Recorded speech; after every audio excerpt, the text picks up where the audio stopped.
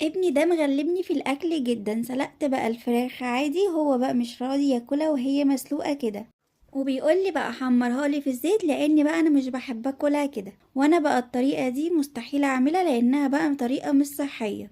بس هو بقى ما بيحبش اغلب الاكل، وبيحب بقى ياكل على مزاجه، مع انه صغير بس مغلبني جدا.